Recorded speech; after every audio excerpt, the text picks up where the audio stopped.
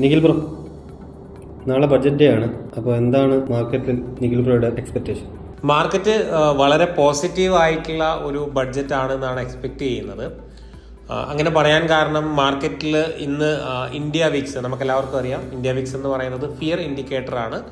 Normally എന്തെങ്കിലും വലിയ തരത്തിലുള്ള ഇവൻറ്റുകൾ വരുമ്പോൾ ആ ഒരു ഇൻഡിക്കേറ്ററിൻ്റെ വാല്യൂ ഇല്ലെങ്കിൽ അത് കൂടുന്നതായിട്ടാണ് നമ്മൾ പതിവായിട്ട് കാണാറുള്ളത്. പക്ഷേ ഇന്ന് ഏകദേശം ഒരു 6.5% നെഗറ്റീവിലാണ് ഇന്ത്യ വിക്സ് ഉള്ളത്. മാത്രമല്ല നിഫ്റ്റി ഏകദേശം 1% പോസിറ്റീവിലാണ്.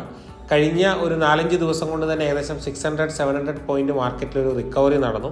സോ ഇതെല്ലാം കൂടെ നമ്മൾ കൂട്ടി വായിക്കുമ്പോൾ മാർക്കറ്റിൽ ഈ വരുന്ന ഇവൻറ്റിനെ കുറിച്ചൊരു പേടിയില്ല, ഇല്ലെങ്കിൽ വളരെ ഒരു പോസിറ്റീവായിട്ടുള്ള ബഡ്ജറ്റാണ് മാർക്കറ്റ് എക്സ്പെക്റ്റ് ചെയ്യുന്നത്. എന്തെങ്കിലും മാർക്കറ്റിനെ ബൂസ്റ്റ് ചെയ്യുന്ന തരത്തിലുള്ള എന്തെങ്കിലും ഒരു സർപ്രൈസ് എലമെൻറ്റ് ഉണ്ടാകുമെന്നുള്ളതാണ് ഓവറോൾ ഒരു എക്സ്പെക്റ്റേഷൻ. അതേപോലെ തന്നെ നമ്മളുടെ പ്രധാന സെക്ടേഴ്സ് ഇല്ലെങ്കിൽ നമ്മൾ സ്റ്റോക്കുകൾ ഇപ്പം നോക്കുമ്പം ഡിഫൻസ് സെക്ടർ ഏകദേശം 4% പോസിറ്റീവിലാണ്. റെയിൽവേ സെക്ടറിൽ ഇപ്പോൾ RVNL ഓൾമോസ്റ്റ് 10% പോസിറ്റീവാണ്. ടൈറ്റാഗ് വാഗൺ ഓൾമോസ്റ്റ് 6% പ്ലസ് പോസിറ്റീവാണ്.